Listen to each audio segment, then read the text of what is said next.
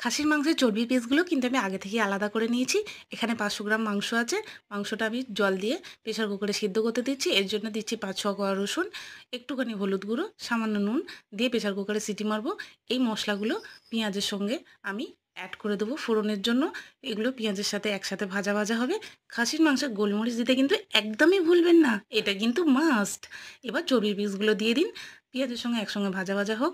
একদম পিসগুলো কিন্তু গোটা গোটা সুন্দর থাকবে। তার মধ্যে একটু রসুন বাটা অ্যাড করে দিন। দিয়ে একটু ভাজা ভাজা হলেই টমেটো একটা মিডিয়াম সাইজ দিয়ে মশলাটাকে ভালো করে কষাতে থাকুন। এর মধ্যে আমি অ্যাড করব একটা গুঁড়ো মশলা। এই দেখুন, এর মধ্যে অ্যাড করব যে গুঁড়ো মশলাটা, সেটা হলো হলুদ গুঁড়ো, লঙ্কার গুঁড়ো আর 1 টেবিল স্পুন জিরের গুঁড়ো আর ধনের গুঁড়ো। এই মশলাটাকে আমি জল দিয়ে গুলিয়ে নেব। নিয়ে আমি কড়াইতে একসঙ্গে দিয়ে কষবো। তখনই আমি আদা বাটাটা অ্যাড করব। আগে থেকে কিন্তু আমি খাসির মাংসে আদা বাটা দেবো না।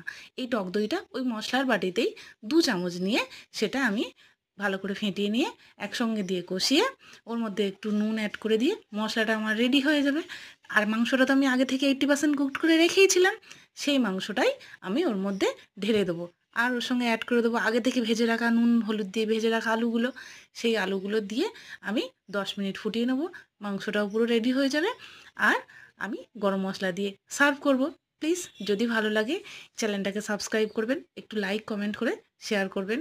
থ্যাংক ইউ, ধন্যবাদ আপনাদেরকে এতক্ষণ থেকে ধৈর্য ধরে রেসিপিটা দেখার জন্য। যদি হয় সাদা ভাত আর খাসির মাংস।